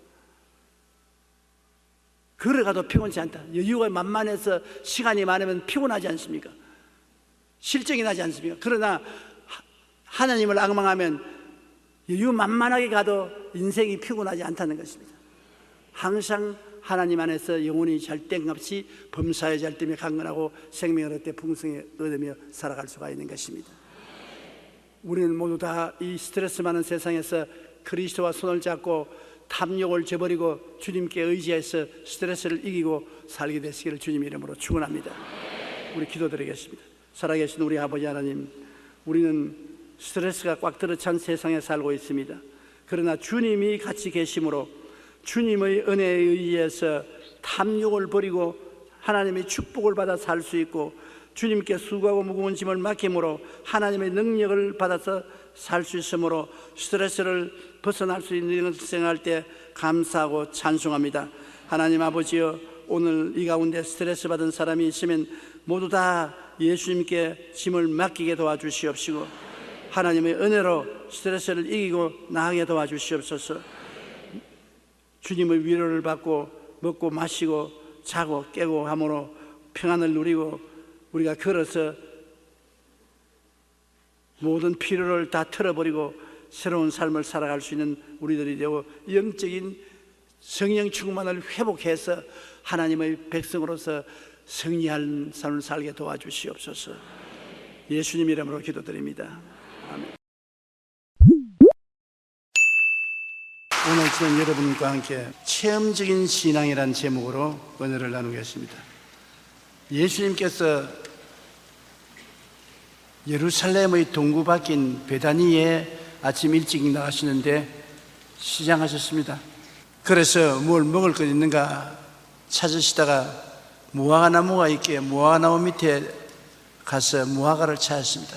근데 잎사귀만 무성하고 무화과가 하나도 없어요. 예수님께서 제 아들이 다 보는 앞에서 지금부터 영원히 사람 너희에게 열매를 따먹지 못하리라. 하나님 아들이 무슨 무화과 나무에 열매 없다고 그렇게 화를 내셔서 무화과를 저주했느냐, 그렇게 말할 사람도 있는데 예수님이 그 말을 하신 것은 제 아들에게 믿음에 대한 법칙을 가르치기 위해서 그렇게 하신 것입니다. 제 아들은 무심코 그 이야기를 듣고 그 자리를 떠나갔어요. 이튿날 또다시 예루살렘에서 나와 베다니를 지나가는데 베드로가 보니까 어제 예수님이 저주하신 무화과 나무가 바싹 말라버렸더라고요. 주님, 어제 주님께서 저주하신 무화과 나무가 말랐나이다. 예수님께서 믿음에 대한 위대한 교훈을 하시는 것입니다. 제 아들 보시고 하나님을 믿어라. 진실로 너에게 이르노니 누구든지 이 산들을 명하여 저 바다에 던지라 하고 그것이 이룰 줄 마음에 믿고 의심하지 아니하면 그대로 되리라. 기도하고 구한 것은 받은 줄로 믿어라. 그리하면 그대로 되리라고 말씀하신 것입니다. 여러분, 하나님을 믿기만 하면 태산이 바다로 옮겨갈 수 있는 기적도 일어날 수 있다는 것이니까 놀라운 일 아닙니까? 이거 예수님만 그런 기적을 행한 것이 아니라 제자들 보고 주님께서 그렇게 말씀하는 것입니다. 예수님의 제자가 되면은 산을 명하여 바다에 던지라고 하면 그대로 이루어질 수 있는 믿음을 활용할 수 있다는 것입니다. 그러면 하나님을 믿는다는 것은 관념적인 믿음을 말하는 것이 아닙니다. 오늘날 많은 사람이 믿음에 대한 이야기를 하면은 머릿속에서 믿는 종교적, 의식적, 철학적, 형식적인 신앙을 가지고 말하는 사람이 많습니다. 야고보서 2장 17절에 보면 행함이 없는 믿음은 죽은 믿음이라고, 믿음이라는 것은 결과가 나타나야 되는 것입니다. 믿습니다 하면 믿은 대로 이루어져야 되는 것입니다. 로마서 10장 17절에 믿음은 들음에서 나며 들음은 그리스도의 말씀으로 말미암았느라고, 하나님 말씀을 읽고 믿음이 생겨나면 그 믿음대로 이루어져야만 되는 것입니다. 안 이루어지는 믿음은 믿음이 아닙니다. 체험적이고 실천적이고 기적적인 창조적 변화를 가져오는 그것이 참 믿음인 것입니다. 여러분, 창세기에 창조하시는 하나님을 보십시오. 창세기 1장 2절 5절에 땅이 혼돈하고 공허하며 흑암의 깊음 위에 있고 하나님의 영은 수면에 운행하시니라. 하나님이 이르시되 빛이 있으라 하시니 빛이 있었고 빛이 하나님 보시기에 좋았더라. 저녁이 되고 아침이 되니 이는 첫째 날이라. 하나님 말씀은 열매가 맺어지지 않아요. 마지막으로 보면 하나님이 지으신 그 모든 것을 보시기에 심히 좋았더라. 하나님이 지으신 것은 다 좋은 것입니다. 하나님께서는 빛을 지으시고도 좋다고 말하시고 궁창을 지으시고도 좋다고 말하십니다. 그런데 주님이 지으신 모든 것을 통틀어서 보시고 심히 좋았더라고 말한 것입니다. 그러므로 예수님을 통해서 하나님을 믿은 사람은 그 삶 속에 모든 것이 심히 좋은 결과를 맺게 되는 것입니다. 하나님은 좋은 하나님이시고 하나님이 말씀을 하시면 심히 좋은 일이 일어나는 것입니다. 하나님 말씀을 이 성경에 적어서 우리에게 주셨는데 성령으로 우리가 말씀을 받아서 가슴에 간직하면 심히 좋은 것을 가슴에 간직하게 되고, 우리가 믿고 말로서 선언하면 심히 좋은 것이 일어나는 것입니다. 예수 믿는 것은 좋은 것입니다. 예수 안 믿는 것은 나쁜 것입니다. 마귀는 나쁜 마귀인 것입니다. 예수님은 좋은 예수님인 것입니다. 좋은 예수님 좋은 것 주시고 나쁜 마귀는 나쁜 것밖에 주지 않습니다. 그러므로 우리는 하나님이 믿음을 실천하는 하나님이라는 것을 알고 하나님을 믿으면 우리의 삶 속에 실천이 일어나야 되는 것입니다. 출애굽기에 300만 이스라엘 민족이 애굽을 나와서 홍해 바다를 걷는 것을 보면은 놀라운 기적입니다. 이스라엘 백성이 애굽에서 나오니까 바로 왕이 도로 이스라엘 백성을 체포하라고 정군에 명령하며 애굽의 군대가 총동원해서 이스라엘을 도로 잡으려고 뒤에 진격해 왔습니다. 이스라엘 백성은 홍해 숫가에 왔는데 홍해 바다가 가로막혀서 도망칠 수 없습니다. 이제는 완전히 포위되어서 죽을 수밖에 없습니다. 그래서 탄식을 하며 모세 보고, 모세야, 애굽에 장지가 없어서 우리를 이곳에 불러내어서 죽게 하는가? 그때 모세가 한 말이, 너희는 가만히 있어 하나님께서 너희를 위해서 싸우는 것을 보라. 오늘 너희가 본 이 애굽 사람을 영원히 보지 못하리라. 그러고 난 다음에 하나님 앞에서 하나님 말씀대로 지팡이를 홍해 바다 위에 내밀매 밤새도록 바람이 불더니만 홍해가 갈라졌습니다. 그리고 갈라진 홍해를 통해서 육지와 같이 300만 이스라엘 백성들이 걸어서 건너간 것입니다. 믿음의 역사가 이렇게 큰 것입니다. 이것이 무슨 특별한 수단과 방법으로 홍해 바다가 갈라진 것이 아닙니다. 그들은 하나님을 믿을 때 하나님의 기적이 일어난 것입니다. 출애굽기 14장 21절로 22절에 모세가 바다 위로 손을 내밀매 야훼께서 큰 동풍이 밤새도록 바닷물을 물러가게 하시니 물이 갈라져 바다가 마른 땅이 된지라.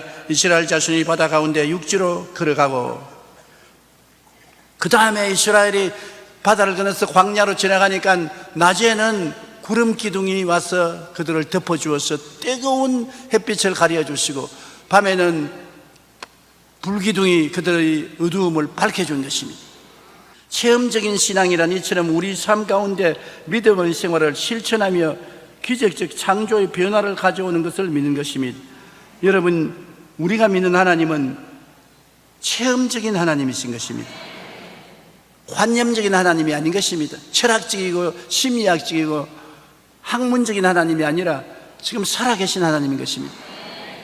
오늘 이 시간에 여러분 살아계신 믿음을 여러분 마음속에 받아들이면 여러분 가운데 이 자리에서 기적이 일어납니다. 영혼이 잘됨같이 범사에 잘되며 강건한 역사가 일어나게 되는 것입니다. 그러면 이 실천적인 믿음의 자격과 방법은 어떤 것입니까? 누가 이런 믿음의 역사를 할 수 있으며 그 믿는 방법은 어떠냐고 물을 것입니다. 아무나 믿음의 역사를 할 수 없어요. 시장에 가서 장사하는 사람하고 당신 믿음으로 장사하십시오 한다고 하나님 기적이 일어나는 건 아닙니다. 그렇지 않으면 학교 가서 공부하는 학생 붙잡고 믿음으로 믿습니다. 그러면 공부 잘할 것이니 그렇게 해보라. 그런다고 되는 거 아닙니다. 누구에게 믿음의 역사가 일어날 수 있느냐? 예수님의 제자들에게 그 일이 일어날 수 있는 것입니다. 예수님을 믿고 예수님의 제자가 된 사람에게 하나님이 그 믿음을 사용하여 주시는 것입니다. 마가복음 8장 34절에 무리와 제자들을 불러 이르시되 누구든지 나를 따라오려거든 자기를 부인하고 자기 십자가를 지고 나를 따를 것이라. 자기 육신의 정욕, 안목의 정욕, 이생의 자랑을 버리고 주님을 따라서 믿는 제자들을 하나님께서 기적으로 함께하여 주시는 것입니다.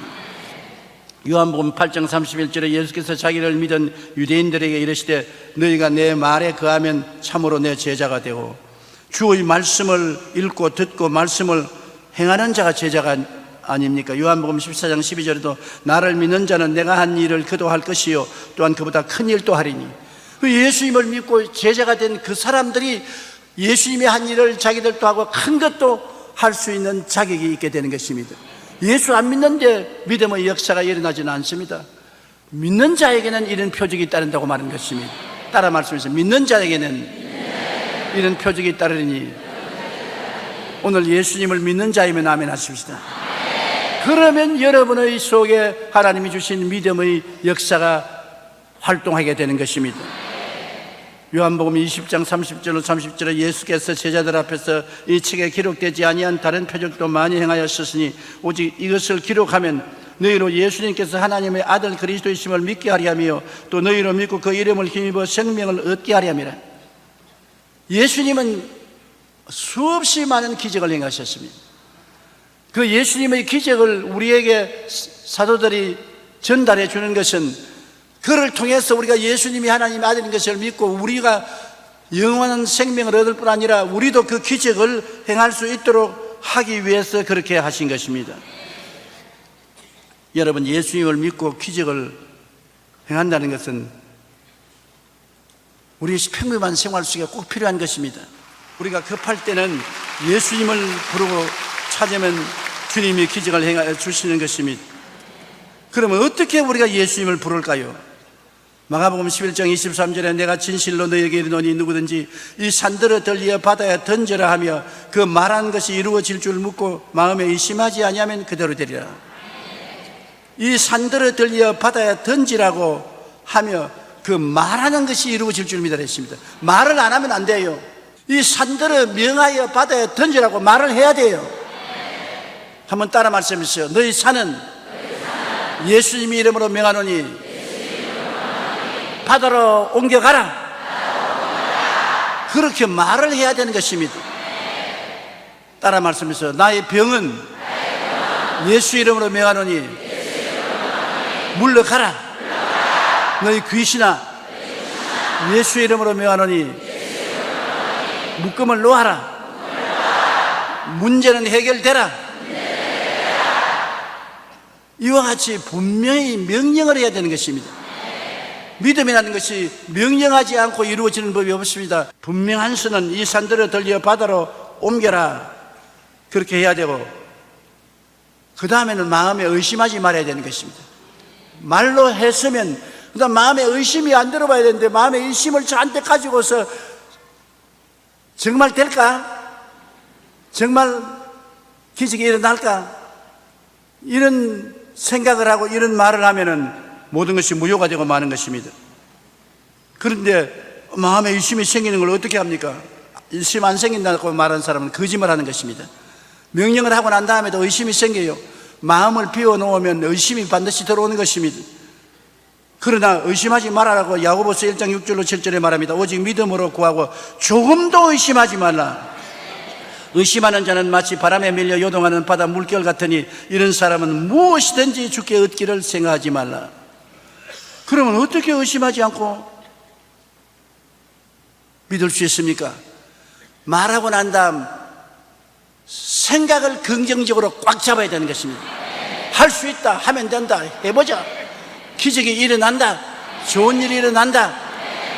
생각을 바로 잡아야 되는 것입니다. 마귀는 생각을 통해서 의심을 가져오는 것입니다. 그리고 생각을 놓아두면 안 됩니다. 생각을 긍정적으로 바로 잡아야 되는 것입니다. 아침에도 일어나면 여러분 그날 좋은 일이 일어날 것을 믿으면 마귀가 와서 말합니다. 좋은 일이 일어나기는 뭐가 일어나? 오히려 나쁜 일이 일어날지도 모른다. 그런데 말씀으로 마귀의 의심이 들어오지 못하게 점령해야 되는 것입니다. 그럼 말씀으로 뭘 할까요? 나는 행복하다, 나는 기쁘다, 나는 즐겁다, 나는 평안하다, 나는 건강하다, 나는 좋은 일이 일어난다, 나는 형통한다, 기적이 일어난다. 마귀가 가만히 보니까 들어갈 자리가 없습니다. 전부 다 긍정적인 시인을 하니까 한 길로 왔다가 7길로 떠나가 버리고 마는 것입니다. 긍정적인 생각을 끊임없이 해야 의심이 들어오지 않은 것입니다. 잠언서 4장 23절에 모든 지킬 만한 것 중에 더욱 내 마음을 지켜라. 생명이 그러니 이에서 남이라 했는데, 이 마음을 지키기 위해서는 생각을 해야 되는 것입니다. 에베소서 3장 20절에 우리가 구하는 것이나 생각하는 모든 것에 넘치도록 능히 한다고 했기 때문에 생각을 긍정적으로 해야 되는 것입니다. 그리고 생각만 하고 있으면 안 돼요. 여러분께서 믿었으면 이루어지는 모습을 꿈꿔야 되는 것입니다. 바라고 소원하는 것을 꿈꾸고 바라봐야 되는 것입니다. 사람은 마음속에 기대를 가지고 바라보지 않습니까? 마음에 소원하고 바라보는 것을 꿈꿔야 되는 것입니다. 마음에 그려봐야 되는 것입니다. 그렇기 때문에 여러분께서 입술로 긍정적인 시인을 함과 동시에 마음속에 바라는 것을, 꿈꾸는 것을 끊임없이 바라봐야 되는 것입니다. 바라봄의 법칙인 것입니다. 여러분 무엇을 원합니까? 건강을 원합니까? 건강한 모습을 바라보십시오. 사업이 잘 되는 것을 원합니까? 잘 되는 사업을 바라보십시오. 사랑을 원합니까? 사랑하고 있는 여러분 자신을 바라보십시오. 바라보고 있다는 것은 놀라운 기적을 가져오는 것입니다. 성경에는 우리가 항상 예수의 죽음을 몸에 짊어지면 예수의 생명도 또한 우리 몸에 나타나게 하렵니다. 예수님이 십자가에 나를 위하여 죽은 것을 항상 바라보고 있으면 예수님의 부활의 생명도 내 몸에 나타난다고 말하고 있는 것입니다. 바라봄의 법칙인 것입니다.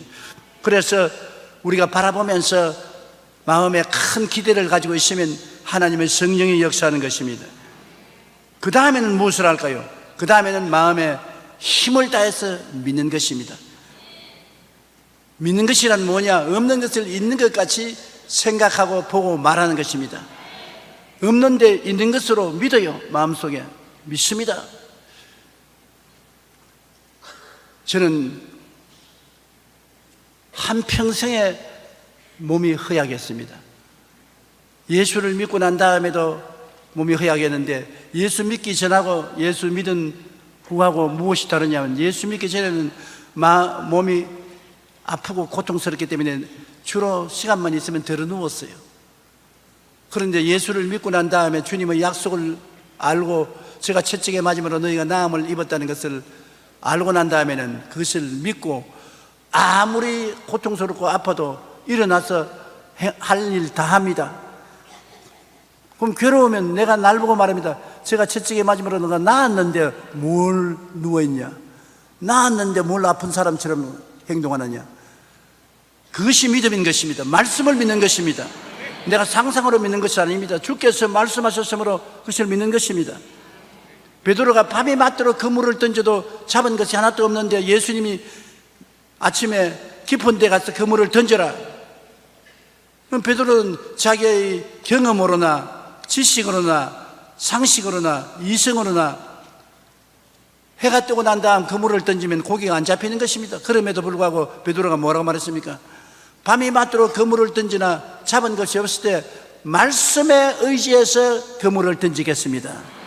주님 말씀을 믿고 던지겠다는데 던져보니 고기가 많이 잡아치셔서 그물이 찢어진 것입니다. 그러므로 우리가 하나님 말씀을 읽고 듣고 묵상하고 어려운 일을 당할 때 말씀을 믿는 것입니다. 눈에는 아무 증거 안 보이고 귀에는 아무 소리 안 들리고 소용 잡히는 거 없어도 하나님의 약속의 말씀을 믿고서 없는 것을 있는 것 같이 행하면 기적이 일어나는 것입니다. 아브라함이 하나님 약속의 말씀을 믿으니까 100살에도 자식 낳지 않습니까? 그 아내가 90이 되어도 자식을 낳지 않습니까? 하나님은 믿음을 통해서 기적을 행하시는 것입니다. 그 다음에는 여러분께서 그 믿은 대로 이루어진다고 입술로 자꾸 시인을 해야 되는 것입니다. 나는 잘 된다, 나는 건강하다, 나는 살아있다, 승리한다, 형통한다, 입술로 고백해야 되는 것입니다. 여러분의 말이 얼마나 중요한 것을 알아야 되는 것입니다. 그렇기 때문에 하나님께서 천지를 지으실 때 말씀으로 지으신 이유는 하나님께서 너희들도 말을 통해서 위대한 창조적인 힘이 나타난다는 것을 가르쳐 주기 위한 것입니다. 여러분은 하나님의 형상과 모양대로 지음받았기 때문에 하나님처럼 생각하고 말하고 행동해야 되는데, 하나님 말씀으로 천지를 지으신 것은 여러분 우리도 따라서 우리의 말을 하면 말이 그런 큰 능력을 가지고 온다는 것을 깨닫게 하여 주기 위해서 모범을 보여주신 것입니다. 그래서 구하고 기도할 때 반드시 받는다고 믿으면 그대로 되는 것입니다. 마가복음 11장 24절에 그러므로 내가 너에게 말하니 무엇이든지 기도하고 구한 것은 받은 줄로 믿어라. 그리하면 너에게 그대로 되리라. 믿음이 제일 파워풀하지 않습니까? 그대로 믿어라. 생각을 통해서 믿고 꿈을 통해서 믿고 믿음을 통해서 믿고 말을 통해서 믿는 것입니다. 믿음이 여러분 크나큰 기적을 행하시는 것입니다. 이제 마지막으로 우리가 믿음이 안 믿어지고 자꾸 막힐 때 어떻게 하느냐, 남을 미워하면 믿음의 역사가 일어나잖아요. 사랑으로 행하는 믿음입니다. 믿음은 사랑을 통해서 역사하고 미워하면 믿음이 사라지는 것입니다. 그러므로 가장 중요한 것은 용서를 해줘야 돼요. 부부간에 싸움하고 난 다음에 아무리 믿습니다 해도 아무 일도 안 일어나는 것입니다. 남편은 아내를 용서하고 아내는 남편을 용서해야 되는 것입니다. 그리고 마음에 사랑이 들어오면 사랑으로서 믿음이 크게 성장하게 되는 것입니다. 마가복음 11장 25절에 서서 기도할 때 아무에게나 혐의가 있거든 용서하라. 그리하여 하늘에 계신 너희 아버지께서 너희 허물을 사하여 주시리라. 우리가 우리 죄를 자백하면 하나님이 용서해 주시는데, 우리가 이웃을 용서 안 하면 하나님이 우리 죄도 용서 안 하는 것입니다. 참 까다로운 조건을 내세워 놓으셨어요. 저도 지금까지 신앙생활을 해오면서 용서하려고 애를 많이 쓰는데 어떤 때는 도저히 용서하지 못할 고약한 사람이 있어요. 그래서 기도할 때 하나님, 저 사람은 절대로 용서 못하겠습니다.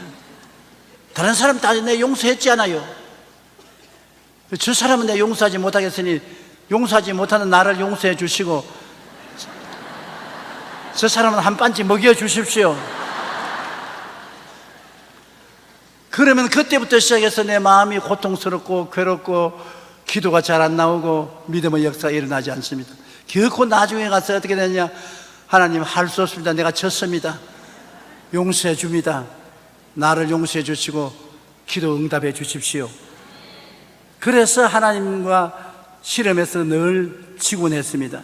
여러분, 사람이라고 해서 모든 사람을 다 사랑할 수는 없지 않아요. 아주 미운 사람이 있습니다. 그 미운 사람을 안 미워하려고 하니까 얼마나 힘이 듭니까? 그래서 하나님 안 미워할 수 있도록 도와달라고 애를 많이 써야 되는 것입니다. 그래서 하나님이 안 미워질 수 있고 용서할 수 있는 힘을 주셔야 용서할 수 있는 것입니다. 사람 힘으로 안 되더라도 하나님께 기다려서 어떤지 마음에 용서할 수 있는 힘을 달라고 부탁해서 용서하는 것이 좋습니다. 내가 용서하면 내 죄도 하나님이 용서해 주시기 때문이에요. 하나님께 회개하면 쉽게 용서를 받을 수가 있는 것입니다. 요한 1장 9절 우리 다 같이 한번 읽어보십시다. 만일 우리가 우리 죄를 자백하면 그는 미쁘시고 이로우사 우리 죄를 사하시며 우리를 모든 불의에서 깨끗하게 하실 것이요. 하나님께서 이렇게 우리가 회개만 하면 깨끗하게 해주시지 않습니까? 이사야 55장 7절에 악인은 그의 길을, 불의한 자는 그의 생각을 버리고 야훼께로 돌아오라. 그리하면 그가 긍휼히 여기시리라. 우리 하나님께로 돌아오라. 그가 너그럽게 용서하시리라. 우리 하나님은 이렇게 너그러운 하나님이신 것입니다. 용서하고 사랑으로 품고 덮어주고 끼어 안아주고 용기와 힘을 주시는 분이 우리 하나님인 것입니다. 여러분, 오늘 이 시간에 제가 여러분께 부탁하는 것은 믿음의 생활을 하라는 것입니다. 우리가 지식을 가지고 사는 사람도 있고 체험으로 사는 사람이 있고 이성으로 사는 사람이 있고 과학을 통해서 사는 사람이 있지만은 여러분, 나의 의인은 믿음으로 말미암아 살리라. 여기에 하나님 말씀을 주셨으므로 믿음으로 살면 오늘날 또 하나님께서는 창조적인 기적을 나타내 주시는 것입니다. 오늘날 또 홍해수가 갈라지고 메추라기가 오고 물이 달아지고 바위가 물이 솟아오르고 하는 기적이 일어날 수 있는 것입니다. 오늘날 또 귀신이 쫓겨나가고 병자가 낫고 죽은 자가 살아나는 기적이 일어날 수 있는 것입니다. 하나님을 믿어라. 예수님께서 마르다에게 말하기를 마르다야 내가 하나님을 믿으면 영광을 보리라 하지 않았느냐. 우리가 믿음의 생활을 하면 점점 여러분의 신앙이 발전하는 것입니다. 누구든지 여러분 이름을 말해 주십시오. 조용기가 여러분은 이름 말해 주십시오.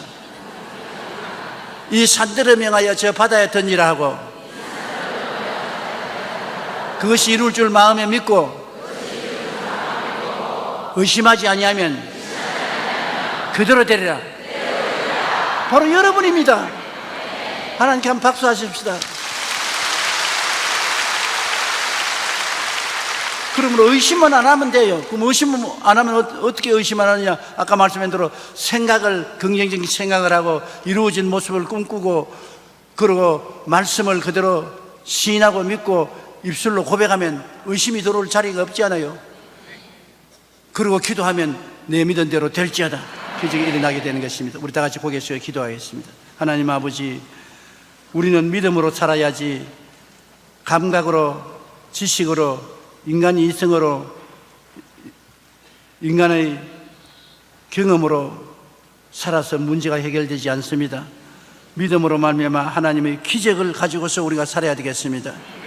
오늘날 교회가 기적이 사라지면 교회가 아니라 학교가 되고 맙니다. 우리 모든 사람이 교회에 들어갔다 나왔다 하면서 기적을 체험하게 도와주시옵소서. 오늘도 내 아버지 하나님, 우리가 말씀을 통해서 이 교회를 떠나기 전에 기적을 체험하고 나가게 도와주옵소서. 예수님 이름으로 기도합니다.